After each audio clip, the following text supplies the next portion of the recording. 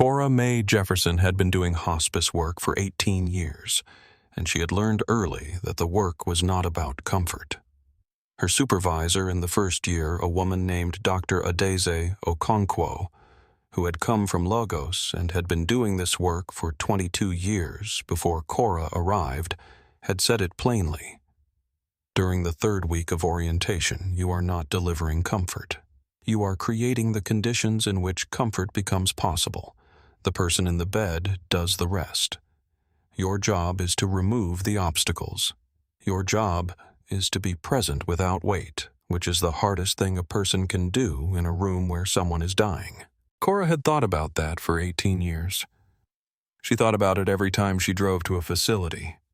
She thought about it in the parking lot before she went in the specific still moment between the car and the door when she was neither outside nor inside, and the shift from regular life to the work had not fully completed. She thought about it in the elevator and in the hallway and at the door of the room before she knocked. Remove the obstacles. Be present without weight. The first time she had fully understood what Dr. Okonkwo meant was in her 4th month of hospice work with a patient named Harold, who was 79 and dying of pancreatic cancer, and who had a wife named Florence, who had been present every day for 6 weeks, and who had filled every moment in the room with her anxiety, her questions, her need to be doing something useful when there was nothing useful to be done. Harold had told Cora on a Wednesday afternoon, when Florence had gone to the cafeteria, she needs something to do with her hands. She has always needed something to do with her hands. I need her to sit down. Cora had thought about this on the drive home, and had come back Thursday with a project, a photo album that needed organizing a task she had suggested to Florence as something Harold had said he wanted done, which was true, which she had asked him first. Florence had organized the album for 2 hours on Thursday and 2 hours on Friday, and Harold had said on Friday evening the room is different. Cora had understood that she had not quieted Florence. She had redirected the energy. She had created a condition. Dr. Okonkwo had said when Cora told her you did not deliver comfort. You removed an obstacle, and Florence did the rest. Yes, that is it. That is exactly it. Cora had been a good student. She had been one of the ones who already had her question. The question was, what is actually in the way? She was 62 years old. She had been a care coordinator and chaplain with Millbrook Hospice and Palliative Services for 11 of her 18 years. And before that, she had worked at 2 other hospice organizations, the first in Columbus and the second in Dayton, moving with her husband Thomas, when Thomas's company had relocated him, and then again when the second company had closed its regional office and Thomas had taken early retirement, and they had come to Millbrook because Cora had found the position at Millbrook Hospice, and Millbrook Hospice had found her references adequate, and then on the phone before the formal offer had found something more than adequate. The clinical director had said, "You understand what the work actually is." That is not common. Cora had said, "I had a good teacher." Thomas was retired and spent his days in the workshop he had built in the garage restoring furniture. He restored chairs primarily. He found them at estate sales and thrift stores and on the side of the road, and he brought them back to the workshop and took them apart and put them back together correctly. And when he was done with a chair, it was better than it had started. He had 41 chairs in various states of completion at any given time, and the garage smelled of wood and varnish in a way that Cora found particular and grounding. The smell was the smell of something being taken seriously. That was how she thought of it. Thomas took chairs seriously the way she took patients seriously, which was to say completely, which was to say without reservation, which was to say that the attention was not divided. She came home in the evenings and stood in the garage doorway for a moment before going inside. Thomas would look up from whatever he was sanding and nod. They had been married for 38 years, and they had developed a language for that doorway moment that did not require words. The language said, "I am back." The language said, "I know." The language said, "You can tell me later, or you do not have to tell me at all, and either is acceptable." He had been an electrician for 31 years before the retirement. He had wired houses and commercial buildings and schools and a hospital and one very large church and many smaller buildings whose names he could tell you if you asked. He had kept records. He had a binder for every year organized by job number and address and customer name and scope of work, and the binders were in the basement in order 31 of them, and he could go to any year and find any job and tell you what he had done and how it had been done and what the outcome had been. Cora had found this orderliness attractive when they first met and had found it more attractive over 38 years. She had some of it herself. The care plans, the progress notes, the organized bag she brought to every facility visit. But Thomas had it in a purer form, undiluted by the kind of emotional work that the hospice field required, and that put a different kind of demand on the impulse toward order. Their daughter Layla was 35 and taught 4th grade in Columbus. She called on Sunday evenings. Cora looked forward to Sunday evenings. Layla taught children who were 9 and 10 years old, which meant she spent her days in a state of sustained attention to small people who were still learning that the world was legible, that there were patterns and rules, and that the rules had reasons. And Layla found this work not exhausting but energizing, in a way that Cora understood, because she found her own work energizing for the same underlying reason you were useful. You were doing something the person across from you needed done. The need was clear, and the usefulness was measurable, and at the end of the day, you could account for what you had done. Arthur James Millman was 84 years old and had been a high school history teacher for 37 years at Carver High in the Millbrook district. He had taught American history and world history and, in his last decade before retirement, a seminar he had proposed and designed himself called Argument and Evidence, which had been offered as an elective and had filled every semester. He had retired at 67 and spent 17 years reading traveling when his health allowed, and visiting his daughter Ruth in Cleveland and his son Daniel in Portland. His wife Margaret had died 8 years ago. He had moved to Sunrise Gardens Memory Care and Assisted Living 14 months after Margaret's death, when the stairs in the house had become a problem and the house itself had become too full of a particular silence to live in productively. He had been diagnosed with advanced congestive heart failure in September. The prognosis was measured in months and then in weeks, and the hospice referral had come in October. Cora had been assigned as his care coordinator and chaplain.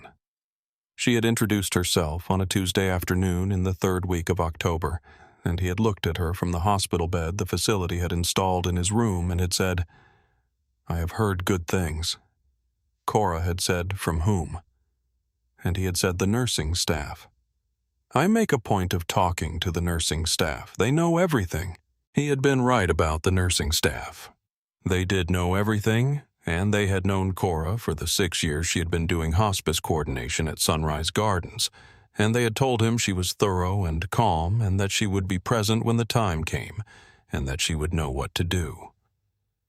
He had found this information satisfying. He had said to Cora on the 2nd visit, "I am not afraid of dying. I am afraid of dying badly." Cora had said, "I understand the distinction. Let us make sure the second thing does not happen." He had said that is a satisfactory arrangement. They had developed over the following 6 weeks the kind of working relationship that Cora had learned to recognize as the right kind, built on directness and honesty with no softening of the facts, and no performance of emotions that were not present. He asked her questions and she answered them. She asked him questions and he answered them. He had opinions about the dying process that he had developed from reading and from watching Margaret's death 2 years before his diagnosis, and he shared them without drama. She had professional knowledge that she shared in plain language. The family, Ruth from Cleveland and Daniel from Portland, called frequently, and Cora spoke with both of them, and by November, all 4 of them had a shared understanding of where Arthur was and where he was going and what the process would look like. He had a specific way of thinking about Margaret's death that he shared with Cora in the 3rd week. He said, "I was not prepared for the silence that came before the end. I expected the silence after. I did not expect the silence during. The kind of silence that happens when a person has moved to a place where the conversation no longer fully reaches. She is still there, and she knows you are there, and there is something passing between you, but it has stopped being verbal. I did not know how to be in that silence. I stayed in it because leaving felt wrong, but I did not know how to be useful in it. Cora had said that silence is not something you need to be useful in. You need to be present in it. He had considered this. He had said, that is a different thing. She had said yes. He had said, I think I did it wrong. She had said, you stayed. That is the thing that was required. He had thought about this for a long time, and then he had said, I want you to know that when the time comes, I will not require you to be useful. I will only require you to be there. She had said, I will be there. He had also talked about his students. He said that after 37 years of teaching, the thing he remembered most clearly was not the exceptional students, but the ordinary ones. The ones who had come to his class without strong feelings about history and had left with a particular question they had not had before. He said the exceptional students already had their questions. My job with them was to sharpen the questions they had. The ordinary students needed me to give them their first question. That was the harder work and the more satisfying work. Cora had said what was the question. He had said, why did this happen the way it did, and could it have happened differently? That is the history question. Everything else is detail. Cora had thought about this on her drive home. The history question and the hospice question were not the same question, but they were related. Why did this happen? Could it have happened differently? Both required looking at what was in the record and asking what the record was actually telling you. In the last week of November, Arthur's condition had shifted. The nursing staff had called Cora on a Thursday morning. She had come to the facility that afternoon and sat with Arthur for 2 hours, and when she left, she had said, I will be back Monday. He had said, I will be here. He had said this the way he said most things, with a dryness that was not bitterness but precision and acknowledgement of the situation without sentiment. On Monday morning, December 3rd, Cora drove to Sunrise Gardens at 9:45 in the morning. She had been making this drive for 6 weeks. She knew the facility. She had signed the visitor log at the front desk dozens of times. She had her Millbrook Hospice staff identification card on the lanyard she wore to every facility visit. She had the hospice service agreement on file at Sunrise Gardens filed in the first week of November when the care plan was formalized. She had the direct number for the facility administrator, Linda Forsythe, in her phone, and she had Linda's direct extension on the printed sheet in her bag, and she had the nursing director's number and the charge nurse's number and the numbers for both Ruth and Daniel, and the number for Dr. Harold Sims, Arthur's primary care physician at the facility's affiliated medical group. She carried all of this information not because she expected to need it, but because she had been doing this work for 18 years, and she had learned that the time to have the information was before the moment when the information was required, not during it. She parked in the staff and services area near the east entrance where hospice and home health workers had always entered. She had used this entrance on every visit for 6 weeks. The east entrance was a practical entrance. No decorative landscaping concrete pad, a covered area for loading a card reader on a metal post at the right side of the door. She had scanned her card here 11 times in 6 weeks without incident. She had stood in this spot in October morning light and November afternoon light and early December gray, and the door had always opened and she had always walked in and gone down the corridor to the residential wing and through the security door and down to room 117. She walked to the door, scanned her Millbrook Hospice service credential against the reader, and the door did not open. This had not happened before. She scanned again. The door did not open. She stood for a moment and looked at the card reader. The light was red. She had not seen the light red before. She did not know if the reader was malfunctioning, or if her card had been deactivated, or if there was a facility-wide access issue. She did not assume any particular explanation. She noted that the door did not open, and that she needed it to open, and that she needed to find a way to make that happen. She walked to the intercom panel and pressed the button. A voice said, "Sunrise Gardens." She said, "This is Cora Jefferson from Millbrook Hospice. I am here for Arthur Millman. I believe there may be an issue with the credential reader." A pause. "Then please come to the main entrance." She walked around to the main entrance on the south side. The main entrance had a canopy and a parking area for family visitors and a flower bed that the activities staff tended in the warmer months. The automatic doors slid open when she approached. The front desk was staffed by a woman named Gwendolyn, whom Cora knew from 6 weeks of visits and from the 2 prior years she had worked with Sunrise Gardens patients. Gwendolyn had a particular way of greeting Cora that involved looking up from whatever she was doing and saying, "Ms. Jefferson, good morning," like someone confirming information they had expected. Gwendolyn was not at the desk. A man Cora did not recognize was at the desk. He was wearing a Sunrise Gardens staff badge and a blue lanyard. He was perhaps 29 or 30 years old. He had the specific quality of posture that Cora had learned over 18 years to recognize. The posture of someone who was new to a position with some authority, and who was paying careful attention to the procedures because paying careful attention to the procedures was how you demonstrated that you belonged in the position. She did not think this was a bad quality.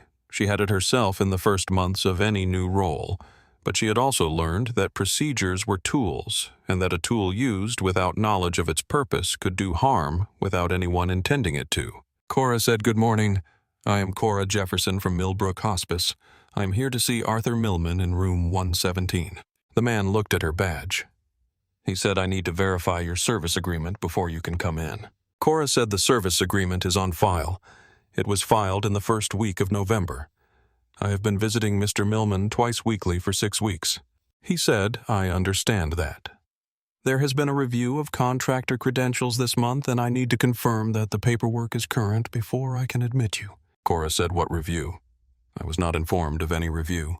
Linda Forsythe did not send any notification to our organization. He said the review is facility-wide. If you can wait, I can contact our administrative department. Cora said Mr. Millman's condition has shifted this week. I was asked to come today by the nursing staff. He has been asking for me by name. I would like to go to his room while you contact administrative. He said I cannot admit you to the residential wing without confirming the credentials first. Cora looked at him for a moment. She said, "What is your name?" He said, "Derek Swann.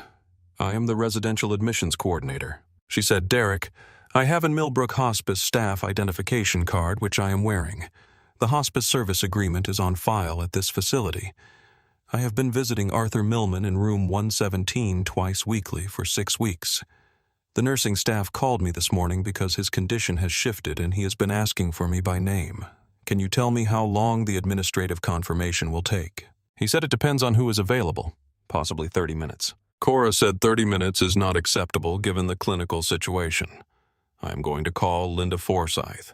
He said Ms. Forsythe is in a meeting. Cora stepped to the side of the desk and called Linda Forsythe's direct number. The call went to voicemail. She called the nursing station for Arthur's wing. The charge nurse, a woman named Priya, who had worked at Sunrise Gardens for 8 years and knew Cora well, answered immediately. Priya said, "Cora, are you here? He has been asking for you since early morning.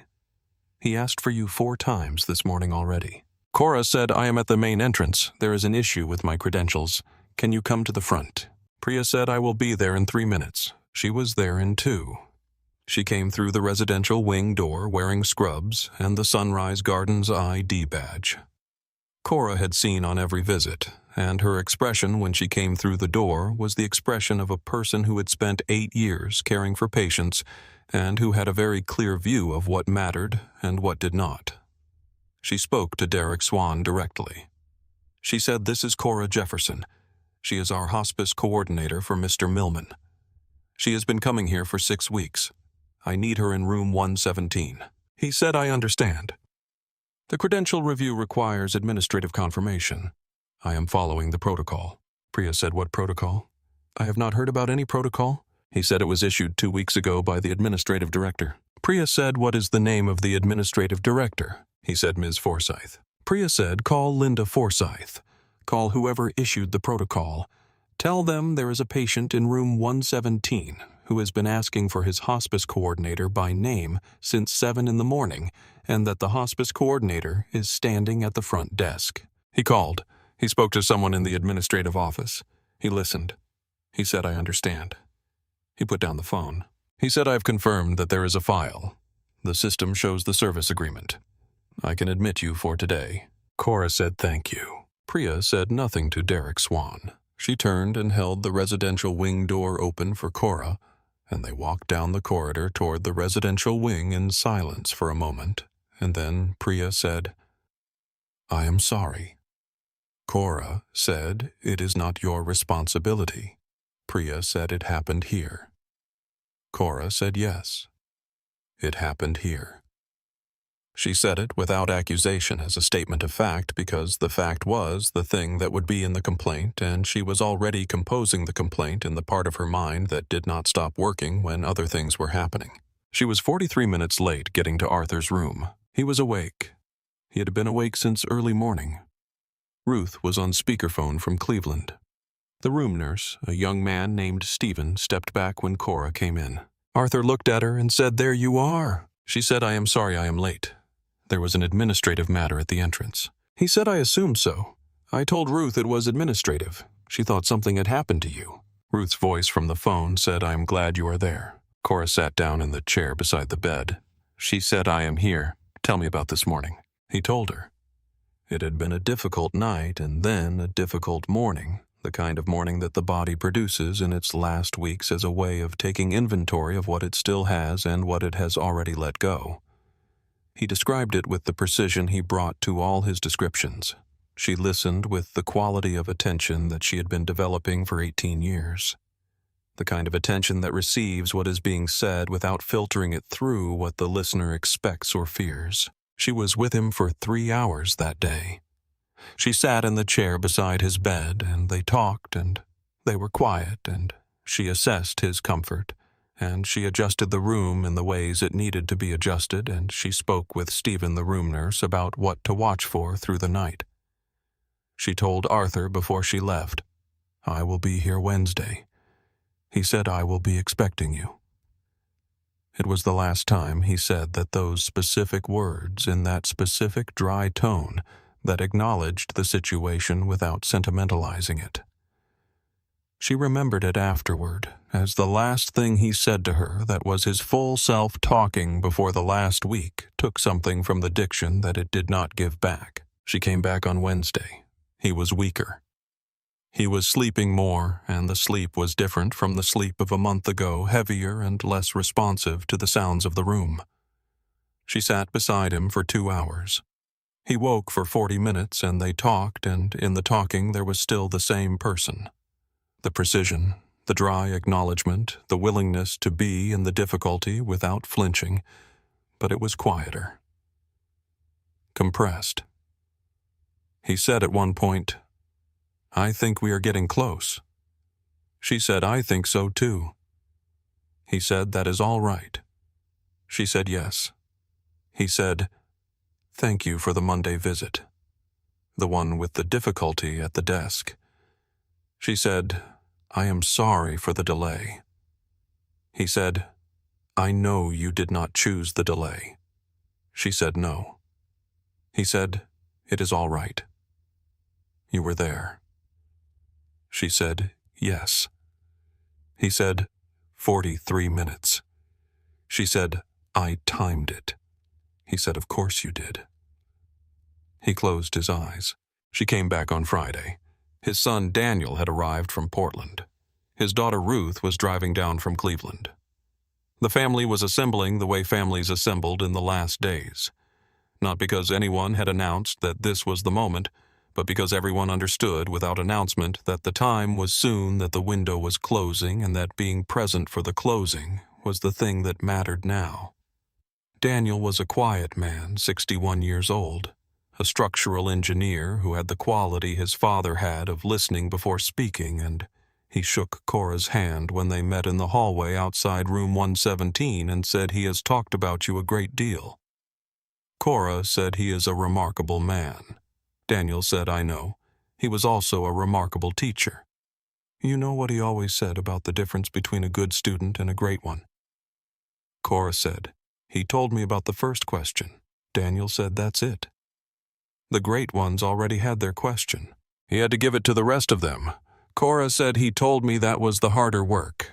Daniel said it was always his favorite work. Arthur Millman died on Sunday morning, December 9th, with Ruth and Daniel in the room and Cora present. She had arrived at 6:45 when Ruth had called her at 5 in the morning. The morning was dark and cold, and the parking lot of Sunrise Gardens had only a few cars in it. Staff vehicles and one other car she did not recognize. The main entrance credential reader had worked correctly. Derek Swann was not on duty on Sunday mornings. She had walked through without difficulty and gone down the corridor and through the residential wing door and down to room 117 where the light was on, and Ruth was in the chair beside the bed and Daniel was standing by the window, and Arthur was breathing in the way she had seen hundreds of times, and that she recognized without naming the breathing that was the body doing the last of its work. She had been present for everything that needed to happen and had done everything that needed to be done, which was not very much at the end and was not nothing. She had adjusted the room. She had spoken to Stephen. She had sat, and she had been present without weight, which she had been practicing for 18 years, and which she was still practicing because it was the kind of thing you could always be better at. Afterward, she had sat with Ruth and Daniel in the family room down the hall and had answered their questions and had been with them in the silence between the questions. She had done this many times. She knew what the silence in the family room felt like, and she knew how to be in it. Ruth cried for a time, and then stopped and then cried again. Daniel was quiet, and then he said something about the notebook his father had kept for argument and evidence, the class, not the death, though in a certain way the reference extended to both. He said he kept a notebook for every semester. 37 years, 247 notebooks. I don't know what we're going to do with them. Cora said, "Keep them." Daniel said, "I know. I'm just saying I don't know where." Cora said Thomas could suggest something. It occurred to her that Thomas and Arthur Millman would have understood each other's approach to record-keeping without any explanation required. She drove home and stood in the garage doorway. Thomas looked up from the chair he was sanding. He did not ask. She did not speak. After a moment, she went inside. She sat at the kitchen table that evening and wrote the complaint. She had been composing it during the day, not deliberately, but the way she composed most things incrementally, the structure forming while she was occupied with something else presenting itself when she was ready to put it down.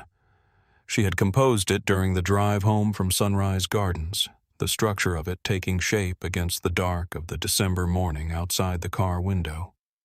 She had held it in her mind through the day, the way you hold something that needs to be written before you can write it. She had made notes during the afternoon in the small notebook she carried in her bag, 3 lines in her careful handwriting, the east entrance and the time, the conversation with Swann and his name, the 4th paragraph. The 3rd note was about the 4th paragraph before she had written it, because she had known on December 3rd in the lobby of Sunrise Gardens, while she was waiting, that she was going to ask the question about prior complaints, that the question was the most important part of the complaint, that without the question, the complaint was only an account of an incident, and the account of an incident was not enough. The complaint was 4 paragraphs. The first paragraph described her role, her credentials, and her 6-week history of visiting Arthur Millman at Sunrise Gardens. The second paragraph described the December 3rd incident in sequence: the failed credential scan at the east entrance, the walk to the main entrance, the conversation with Derek Swann, the credential review procedure he had cited, the call to the nursing station, the charge nurse's intervention, the 43-minute delay, and the eventual admission. The third paragraph noted that Arthur Millman had been asking for her by name since early morning on December 3rd, that the nursing staff had made that clear during the interaction, and that Mr. Swann had acknowledged this information and had nevertheless maintained the credential hold during the waiting period. The fourth paragraph said, "I am also asking whether there are prior complaints in Sunrise Gardens records relating to access delays or credential reviews affecting hospice or home health workers at this facility. If there are, I would like to know whether those complaints have been reviewed together or individually. I ask because the pattern of such complaints, if any exist, is likely to be more informative than any individual complaint reviewed in isolation. If the credential review procedure that was described to me on December 3rd is new, I would like to understand when it was instituted, for what purpose, and why Millbrook Hospice was not notified. If it is not new, I would like to understand how it has been applied consistently and whether its application has been documented." She filed the complaint on Monday morning through the Sunrise Gardens facility feedback portal and copied Millbrook Hospice's administrative director, a woman named Carol Thibodeau, who had been in hospice administration for 14 years and who had built the organization's complaint and escalation procedures herself, and who had a particular and well-developed view of what a complaint was for and what made one effective. She called Cora at 10:30. She said, "I received your copy. I read it. I will send a formal inquiry from our side as well." Cora said, "I thought that would be appropriate." Carol said, "The 43-minute delay while Arthur Millman was asking for you." Cora said, "Yes." Carol said, "I'm going to be very precise in the inquiry." Linda Forsythe received both the complaint and the inquiry on Monday afternoon. She had been administrator at Sunrise Gardens for 7 years, and before that had been a patient advocacy director at a rehabilitation center, and before that had done case management at a community mental health agency. She had built the complaint procedure at Sunrise Gardens from scratch in her second year, replacing a system that had consisted of a suggestion box in the lobby and a log that was reviewed quarterly. She had built a system that logged every complaint, required a written response within 5 business days, and sent a copy to the department head of whoever the complaint named. It was a good system. She believed it was a good system. She had been telling people it was a good system for 5 years. She read Cora's complaint first. She read it the way she read all complaints, once for the incident and once for the structure, because the structure told you what kind of complaint it was and what kind of response it required. She read the fourth paragraph carefully. The fourth paragraph asked whether prior complaints had been reviewed together. She sat for a moment with that question. She had not built a sequential review mechanism into her complaint system. She had built individual review. Each complaint went to the relevant department, was assessed, was responded to, was closed. She had not built a step that said when a second complaint names the same staff member, open the first complaint and read the two together. She had not built that step because no one had told her to build it and it had not occurred to her that it was missing. She opened the facility's complaint and incident log and searched for hospice, for home health, for credential, for access for Swann. She found 2 prior entries. The first was from 7 months ago. A hospice chaplain named Marcus Webb, employed by a different hospice organization, had filed a complaint through the facility's feedback system after being redirected from the east entrance to the administrative entrance on 2 separate visits and experiencing a combined delay of 31 minutes across both visits. The complaint had been logged, reviewed by the operations manager, and responded to with a note that the service coordinator procedure had been updated and that the specific issue would not recur. Marcus Webb was Black, 61 years old, and had been doing hospice work for 22 years. The second was from 4 months ago.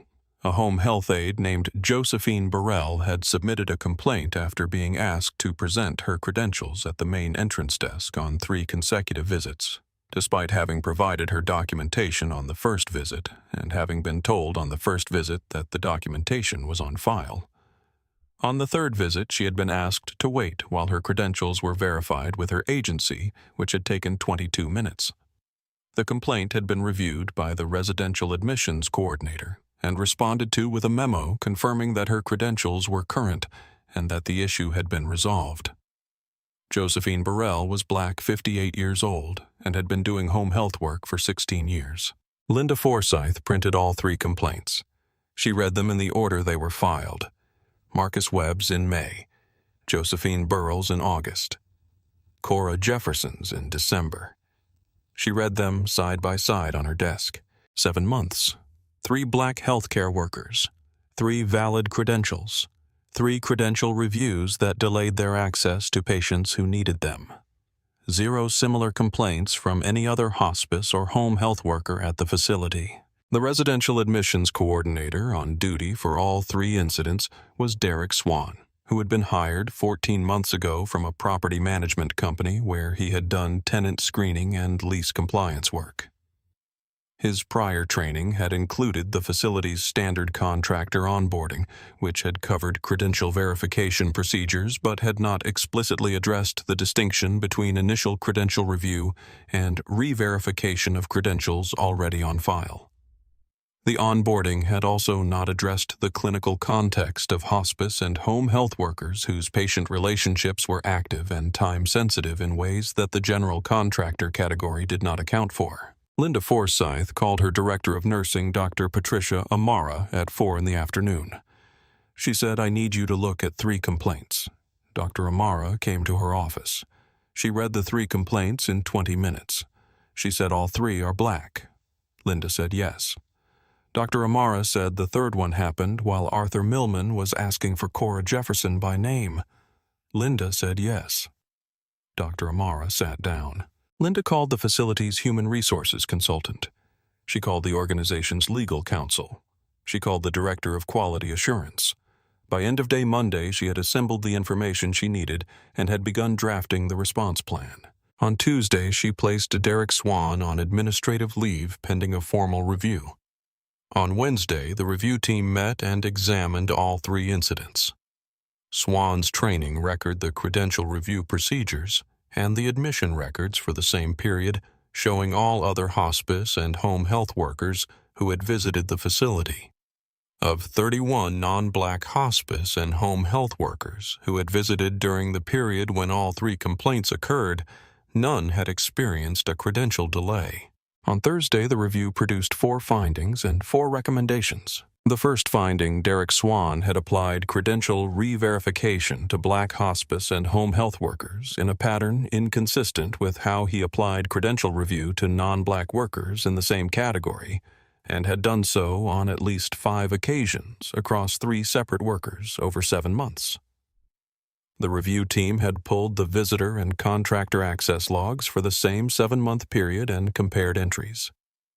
Of 28 non-Black hospice and home health workers who had visited the facility during that time, none had been redirected to the main entrance from the east entrance, and none had experienced a credential delay. All 3 complaints came from Black healthcare workers with valid current on-file credentials who were making repeat visits to active patients. The second finding, the facility's complaint review procedure had not required sequential review of complaints against the same staff member. Each of the prior 2 complaints had been reviewed individually and resolved individually without any mechanism for cross-referencing. The response to Marcus Webb's complaint had said the service coordinator procedure had been updated, but no specific procedure had been updated and no training had been issued. The response to Josephine Burrell's complaint had confirmed her credentials were current, which they already were, and had issued a memo to the admissions desk, which had not produced any change in Derek Swann's conduct. Both responses had been well-intentioned and individually adequate in form. Neither had been adequate in effect. The complaint system had logged complaints but had not read them in the order they arrived. The third finding, the contractor onboarding procedure, had a specific gap. It had not addressed clinical urgency as a factor in the credential verification process, and had not explicitly stated that credentials already on file did not require re-verification on subsequent visits. The onboarding had been written for a general contractor category that included maintenance workers and equipment vendors and cleaning services categories where credential re-verification on each visit might be appropriate. The onboarding had not been written with hospice and home health workers in mind, had not addressed the clinical relationship between those workers and their patients, and had not addressed the consequences of delay in a hospice context. Derek Swann had come from property management, where the default was caution, where an additional check was a minor inconvenience. He had not been taught that in a hospice context, a delay could not be undone. The fourth finding, the credential review procedure described to Cora Jefferson on December 3rd, which Derek Swann had attributed to a facility-wide administrative directive, had not existed in any written policy and had not been issued by the administrative director. Linda Forsythe had issued no such directive. The operations manager had issued no such directive. No written record of any facility-wide credential review existed. Derek Swann had described a procedure that did not exist. He had described it to a hospice care coordinator who was standing at the desk, asking to see a patient who was dying and who had been asking for her by name since early morning.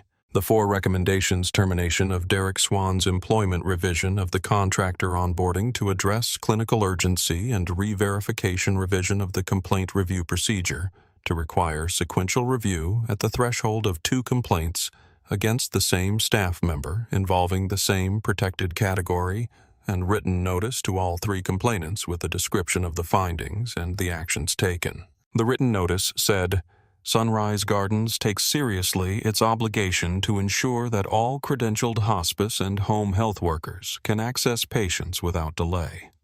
The review of your complaint conducted alongside a review of related prior complaints identified a pattern of credential-related delays affecting Black hospice and home health workers at this facility. The staff member responsible for these delays is no longer employed at this facility. The procedures that permitted this pattern to persist have been revised. We are providing you with this notice because you are owed an accounting of what happened and what has changed. Cora received the notice on Friday. She read it twice. She called Carol Thibodeau and said I received it. Carol said so did I. Cora said the 4th paragraph did the work. Carol said it did. Cora said there were 2 prior complaints. Carol said yes. 7 months and 4 months before yours. Cora was quiet for a moment. She said Josephine Burrell stopped for 22 minutes on her 3rd visit. Carol said yes. Cora said I would like to reach out to her and to the chaplain who filed the first complaint if that is permissible. Carol said Linda Forsythe told me she would facilitate that if you wished. She will ask both of them if they consent to the contact first. Marcus Webb consented. He was 61 years old and had been doing hospice chaplaincy work for 22 years. And when Cora called him, he was at his desk at the hospice organization where he worked, and he said, I did not know what happened after I filed it. I filed it, and I did not hear back in a way that made me believe anything would change. I got a response that said the service coordinator procedure had been updated. That was the whole response. I did not know what procedure had been updated or how. I did not go back to that facility. I asked not to be assigned there again. My supervisor asked why, and I said there were 2 incidents, and the incidents cost me 31 minutes across 2 visits, and I do not believe the issue has been resolved. She accommodated the request. Cora said your complaint was the first of the 3. May is 7 months before December. You were the first to see it. He said I was the first to log it. I did not do what you did, which was to ask whether anyone else had logged it. Cora said I did not know you existed when I wrote the 4th paragraph. I only knew that incidents like mine were usually not unique. He said, how did you know that? She said 18 years, and Dr. Adaeze Okonkwo, who taught me what to look for. He was quiet for a moment. He said, what is the question she taught you? Cora said, what is actually in the way? He said, I will ask that from now on. I will ask whether the obstacle is still there for the next person. Cora said yes. That is what I am going to do as well. Josephine Burrell was 58 years old and had been a home health aide for 16 years. When Linda Forsythe had called her as part of the review, Josephine had said, "I did not think anyone was going to do anything. I filed the complaint in August because my supervisor told me to file complaints when something like this happened, not because I believed it would change anything. I believed the man would get a memo, and the memo would go in a file, and I would still not be sure if the problem was fixed or not." Cora said, "I understand." Josephine said, "What changed?" Cora said the fourth paragraph asked whether anyone had read the prior complaints together. The prior complaints included yours. When they were read together, the pattern was clear in a way it was not when each complaint was read alone. Josephine said, "I walked from that desk 3 times thinking maybe I had filled out the form wrong, maybe there was something missing. Maybe the problem was with my agency's paperwork. There was nothing wrong with my paperwork. My paperwork was on file from the first visit. I was waiting while a man looked at credentials he had already confirmed. I stopped going to Sunrise Gardens for 2 months because I asked to be reassigned. I asked my supervisor for different placements. She said, "Why?" I said, "There is a process issue at that facility. I did not file a complaint against him. I filed the one complaint about the paperwork, and I thought that was all I could do." Cora said you had already filed it. Your complaint was the one that made the pattern 3 complaints instead of 2. Josephine was quiet for a long moment. She said, "That is something to know." Arthur Millman's daughter, Ruth, called Cora the week after the notice arrived. She had driven back to Cleveland after the service and had been in the first weeks of the particular kind of quiet that follows a death that has been anticipated for months. The anticipated death and the death itself are 2 different events, and the second one still arrives as its own thing regardless of the preparation. She said, "I am glad you filed the complaint." Cora said, "So am I." Ruth said he was asking for you from early in the morning. He told me Cora will be here. She is always here when she says she will be here. When you were late, he was not alarmed. He said it was administrative. But he was asking for you. Cora said, "I know. I am sorry for the 43 minutes. Ruth said you were there for everything that mattered. But the 43 minutes mattered too." Cora said yes. Ruth said I submitted my own statement to the facility. I said that my father asked for Cora Jefferson by name on the morning of December 3rd, that he had been asking since early morning, that the nursing staff communicated this to the staff member at the desk, and that the staff member maintained the hold for 43 minutes regardless. I wanted that in the record. Cora said it belongs in the record. She told Thomas about the complaint that evening. He was at the kitchen table, his hands still showing the trace of fine sawdust that never fully came off in the workshop. He listened to the whole thing. He said, "You put the question in the 4th paragraph." She said, "Yes." He said, "Because you thought there might be prior complaints." She said, "Because I thought the pattern was the most important thing to ask about, not the incident."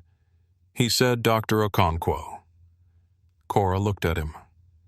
He said, "That sounds like what she taught you." She said, "It does not. What she taught me was about presence." He said, "Removing the obstacles so that the right thing can happen." She said, "Yes." He said, "You removed the obstacle for the next person, not just for yourself." She said Josephine Burrell removed it by filing her complaint in August. Marcus Webb removed it by filing in May. I just asked whether anyone had looked at them together. He considered this. He said, "That is still something." She said, "Yes, that is still something." Layla called on Sunday evening. Cora told her about Arthur Millman and about the 43 minutes and about the 4th paragraph. Layla said you filed it the night of the same day you sat with his family. Cora said I filed it the next morning. He died Sunday morning, and I filed Monday morning. Layla said, "Mom." Cora said the complaint was separate from his death. It was about what had happened on December 3rd. He would have wanted it filed. He spent 37 years teaching students about argument and evidence. He would have wanted the evidence documented. Layla was quiet for a moment. She said, "I want to read the 4th paragraph." Cora read it to her. Layla said, "That is a very precise paragraph." Cora said, "I hope so. I wrote it to be precise." She had written it from two directions simultaneously, which was a thing she had learned to do over 18 years of writing care plans and progress notes and letters and complaints and reports. The first direction was professional. She knew from her work that patterns were the operative unit of institutional behavior, that individual incidents were symptoms, and the pattern was the condition, and that the condition required its own accounting separate from the symptom. The second direction was personal.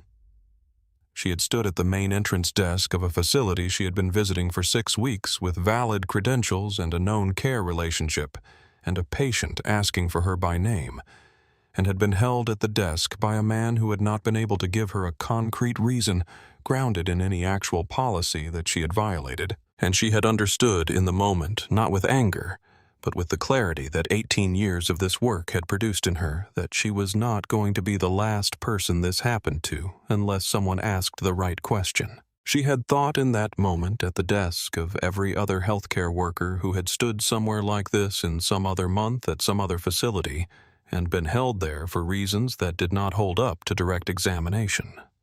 She did not know their names. She did not need to know their names to know they existed. 18 years had taught her that the thing that happened to one person happened to others, and that the pattern was more informative than the incident, which was what the fourth paragraph said in precise language, because she had not needed to search for the language she had been carrying, the language for 18 years, and she had simply put it down on Monday morning at the kitchen table. She had written it for herself and for Marcus Webb, whose name she did not know yet, and for Josephine Burrell, whose name she did not know yet, and for the next person who would come to that desk with valid credentials and a patient waiting whose name she would not know either. You wrote it for all of them at once. That was what the fourth paragraph was for. The fourth paragraph was the right question. Dr. Okonkwo had told her in the 3rd week of orientation the work is about removing obstacles. She had said it the way she said most things, which was without drama and without the kind of preamble that announced an important insight was coming.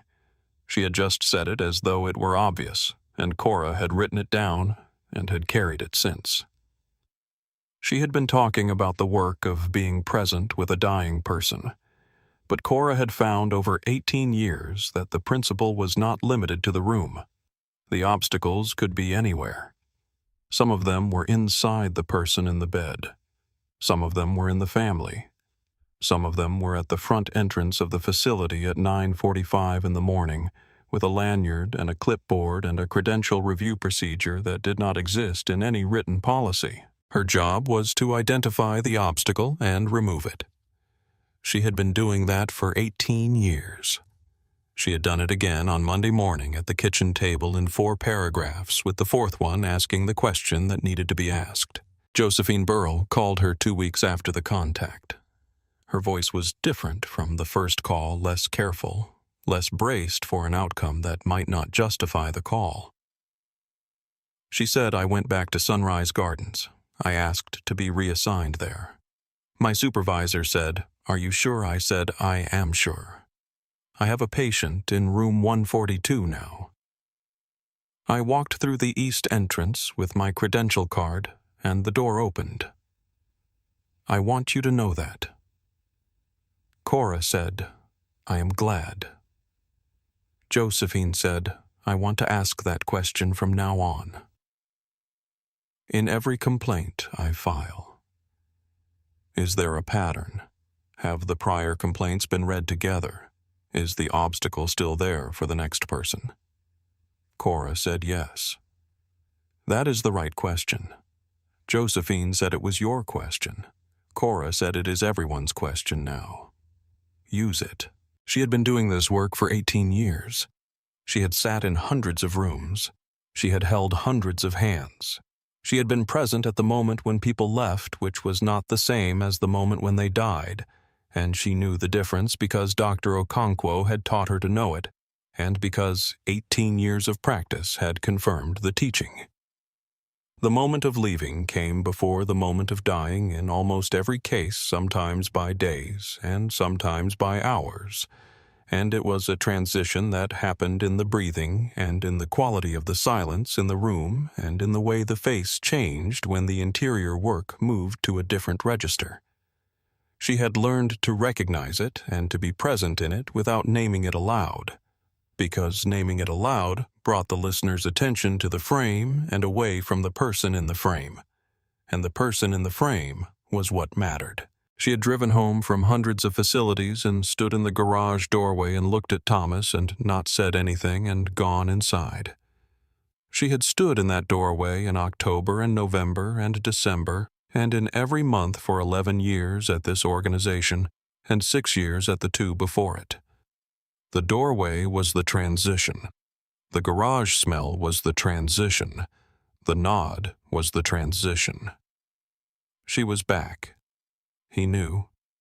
She could tell him later, or she did not have to tell him at all, and either was acceptable. She had written care plans and progress notes and discharge summaries and letters to families and referral documents and annual reviews and training materials, and one letter of recommendation for a young care coordinator named Patience, who had come to her for advice in her second year and had gone on to do the work in a way that made Cora believe she had passed something real forward. Patience was now a clinical director at a hospice organization in Cincinnati. She called Cora twice a year on Cora's birthday, and at the start of November because November was when hospice workers took account of the year. She called not to ask for advice, but to report, which was a thing Cora found deeply satisfying. A student who came back not needing you, but wanting to tell you what they had done with what you had given them. She had filed complaints before, too, in 18 years, both of them about procedural issues that had affected patient care. One had been about a medication protocol that had delayed pain management for a patient in her second year before she had learned the full landscape of the institution and its communication channels. One had been about a family notification procedure at a different facility that had reached a patient's estranged sibling before reaching the designated next of kin, causing a situation that had taken 2 days to untangle, and that had cost a family 2 days they could not get back. Both complaints had been addressed. Neither had required a fourth paragraph. This was the third complaint. It was the first one with a fourth paragraph, like this fourth paragraph. It was the one that had read the prior complaints in sequence and found the obstacle and named it and asked for it to be removed. Josephine Burrell was back at Sunrise Gardens in room 142. Marcus Webb had the question now and would use it. Ruth Millman Carpenter had put her statement in the record. The notice had been sent. The procedure had been changed. The obstacle was smaller than it had been. She would be at the next facility on Tuesday morning. The door would open or it would not, and she would handle what came with the same composure she had been developing for 18 years, and she would have the fourth paragraph ready if it was needed. She drove home on a Thursday evening in the second week of January and parked and got out of the car and stood in the garage doorway. Thomas looked up from the chair he was sanding. The chair was a Windsor rocker, 19th century, missing 2 spindles that he had been making in the workshop from matching stock. He had found it at an estate sale in November and had been working on it steadily since then, patient with it the way he was patient with everything that needed time. He would have it done by spring, and when it was done, someone would sit in it, and the sitting would be correct. The chair would hold what it was supposed to hold, the way he had built it to hold it without complaint and without yielding. He looked at her. She stood in the doorway. The garage smelled of wood and the fine varnish he was applying to the restored sections of the rocker's seat. After a moment she nodded once, and he nodded once, and she went inside. She had removed the obstacle. Not alone. Marcus Webb had filed in May, Josephine Burrell had filed in August, and Ruth Millman Carpenter had put her statement in the record and asked that it stay there. Arthur Millman had said, "I know you did not choose the delay." He had credited her correctly, but he had also looked at her when she finally walked into room 117 on December 3rd and said, "There you are." He had said it the way a person says something when they have been expecting it, and it has finally happened, and the waiting is over. She had spent 43 minutes at the front desk in the waiting, and then she had walked into that room, and the waiting had been over, and the work had been there, and she had done it. That was the work. That was what the work was. The next patient was waiting. She would be there when she said she would be there. She was always there when she said she would be there. The fourth paragraph had made certain it would continue to be true.